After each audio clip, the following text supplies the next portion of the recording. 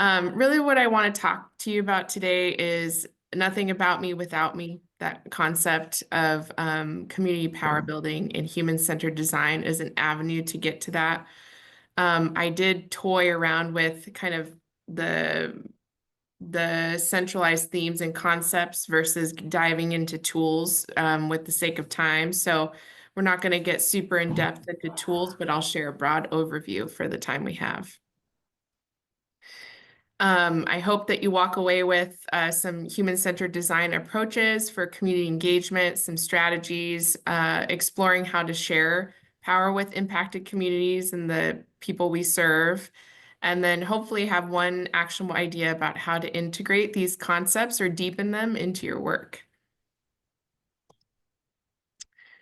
So human-centered design is also in some spaces nationally known as co-design, and it's a creative approach to problem solving. It's a process that starts with who you're designing with and ends with new solutions that are best suited to built around the people's needs. So the most impacted people that they're actually involved in building the solution with you. And another piece is about understanding the human experience and cultivating empathy for the people and with the people that you're designing with. And I'll share a little bit about that process more in some concrete examples. But it's really about kind of fast iterative learning and also power sharing with community. A major driver that has been on a national scale, kind of looking at human-centered design in relationship to like complex social problems is IDEO. They're based in San Francisco, and originally they were a kind of design firm that came. My name is Katie Miller, and I'm the Chief Innovation Officer at ALIA. We're a nonprofit organization that works with public child welfare agencies to help them do things differently with kids and families. So what we think is that the child welfare system is due for a redesign, not just ratcheting things up to make incremental changes, but what we are really trying to do is redesign it in a way that incentivizes good work, healing work with kids and families, and not the opposite. Right now, there's the culture and how the money flows and who has the control and what decisions they make are really geared towards making the system work and not making kids and families better. We think that should be the opposite.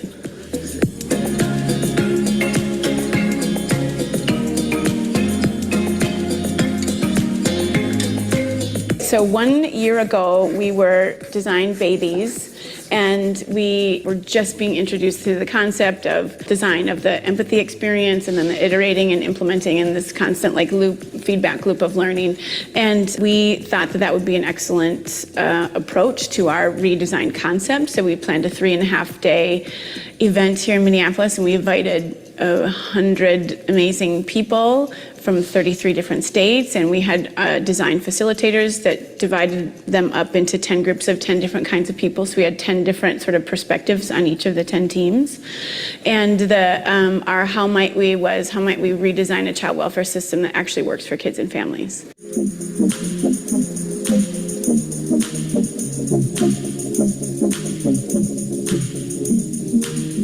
That was a real pivot point for us that changed our sort of plan for the year. It's like, okay, maybe we don't test, maybe we just do. I don't want to try to do it a different way. I want to do it a different way. It took us a couple of months to get our heads around what the actual redesign was. And so we tried to code all the evaluations and we did some follow-up listening sessions with the participants. And then in our office one day, we were sitting and looking at our stuff, and we went, oh my gosh, what these people are describing is really strong families and communities. Like the system that every kid is already born into is the perfect one, which is their family. So one of the things that I think that was extremely powerful at the event was that user experience, that we had parents who had been investigated by the child welfare system and lost, maybe had their children returned, and we had youth who have were in foster care. And so they were a very integral part of our design event. There was a lot of tension. It was very powerful. There was a lot of personal reactions, especially you can imagine to the empathy experience that frankly we didn't expect and we didn't plan for well enough. But which also gave us the very solid commitment to always including them in this process. And then the bias toward action. Like we call ourselves a do tank instead of a think tank, you know? A lot of the principles really seem to fit with what we're doing, and so we've just kind of latched onto them and like keep coming back to it. People are doing awesome work with kids and families.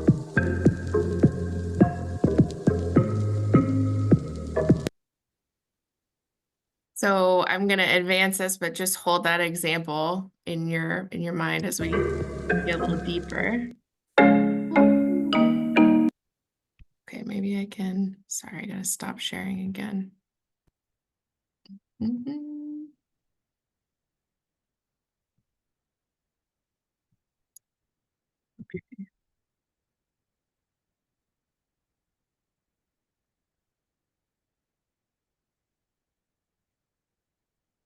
All right, here we go.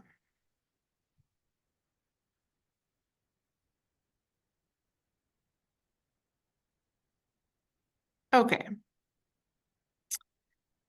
So here are some core principles around co-design. Again, there's many specific tools, but kind of just to get deep in the core principles.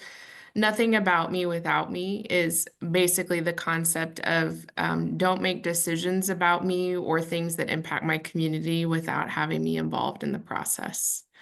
Really leaning into curiosity and a beginner's mind. So what I shared earlier is I think people who work in systems and come up in systems oftentimes we can think we have a solution, and especially if we are helpers, and really having a beginner's mind is about maybe imagining that we don't have the answer, right? Maybe the community has the answer.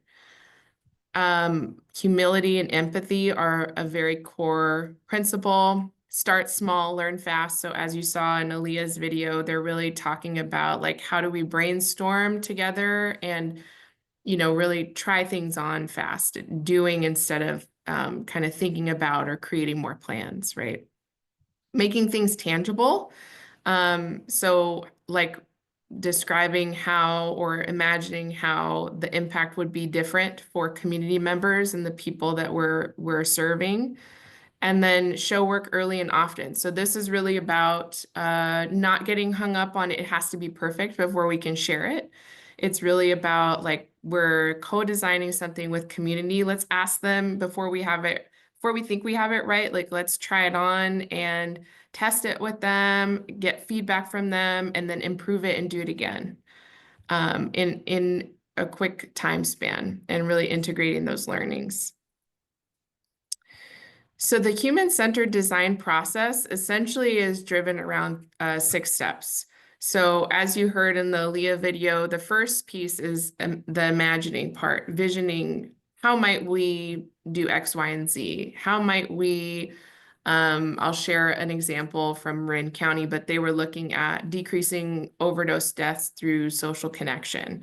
And then taking that visioning and really mapping it to who are the people and where do they live, that I need to understand what their experience is of this problem.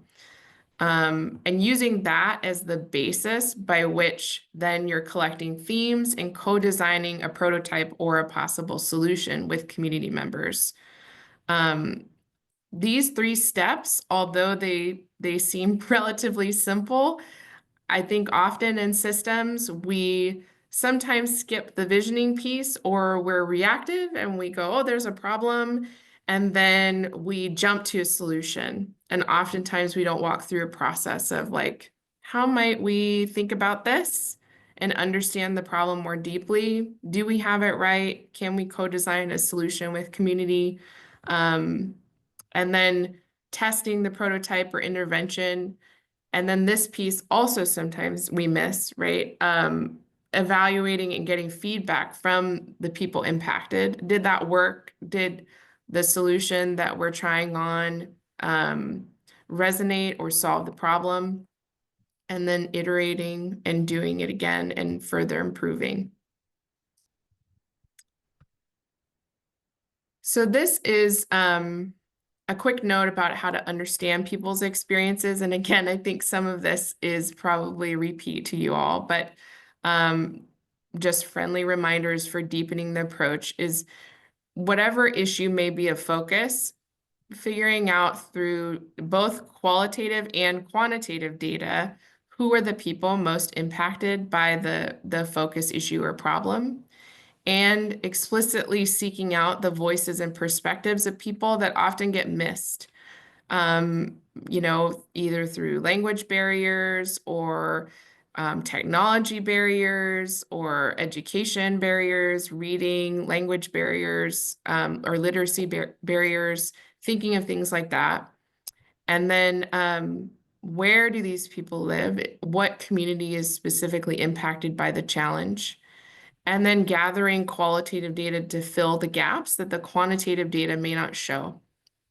And this lastly is just simple, but go talk to people directly and spend time in the communities that are impacted so you can really understand what's unfolding for that community.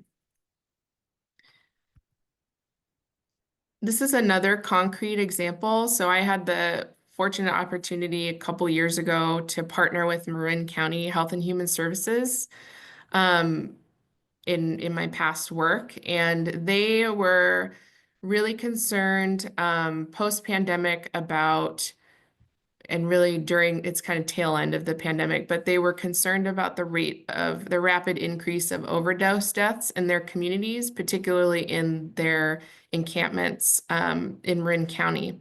And so their how might we question was, how might we decrease overdose deaths in encampments by increasing social connection? And the testing was really around the social connection piece. They weren't really sure if they had it right, but they had, they wanted to see if people felt more connected to positive resources and peer connections, could that help prevent overdose deaths?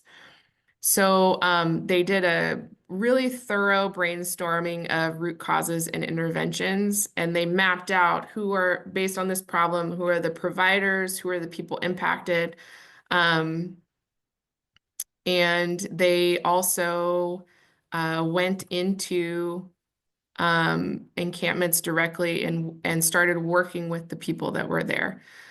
So this is some of the example of there's a human-centered design tool. I'll link it in the resources, but it's called Draw Your Experience. And it's really looking at kind of moving away from a narrative dialogue in an interview process to having the participant or the person impacted draw their experience with a particular problem. And so these were some of the pictures of some of the people they worked with in the encampments. And then looking at the pictures, they were like, what are the themes that we're seeing? And so I'll show the next one. So in this circumstance, they did get, through their interviews, focus groups, and these pictures, they did get some confirmation that the people that were living in the encampments did really want increased connection, and that they also wanted to have a way to give back to the community and support the encampment together. So they developed a testing prototype called Seeds of Hope Support Circle. And these were some of the colleagues that I worked with, but basically on a monthly basis, I think it was monthly or bi-monthly initially, they partnered with some of the encampment residents that they interviewed to co-lead the Seeds of Hope support circle. So sometimes that was, they had like play art therapy that was co-led between one of the Marin Health and Human Services staff and an encampment resident. Or they did meditation circles or drum circles, really bringing like pro-social activities directly into the encampments, as well as health and like dental resources, haircuts, like services and supports that could support all those community members living there at the time. And the interesting thing they saw over time was that, you know, they gave these surveys, but as they began running these Seeds of Hope circles, they started seeing different positive things being written up by the residents. So this was a porta potty that was at an encampment, and you know, somebody wrote peace, love, and hair grease, you know, and they really started lifting each other up in the encampment with a particular culture from the Seeds of Hope group. And, you know, another thing I share around human-centered design work is it is sustainable. So this Seeds of Hope group currently still happens. It started in 2022 and it's still going. I still get monthly emails about what they are coordinating and the people that live there. And they've had a regular attendance of about 300 to 400 people. And now it's taken shape more into like a one-stop shop fair that is co-created and co-led with the encampment residents. And one thing I'll share with this example is sometimes I hear co-design is done in like kind of a focus group fashion where people go, oh, like I'm just gonna interview or kind of gather some information, and then systems start to design and kind of support the solutions. This, I think, was entirely successful because it was co-led by the people that were actually impacted, and also why it's so sustainable.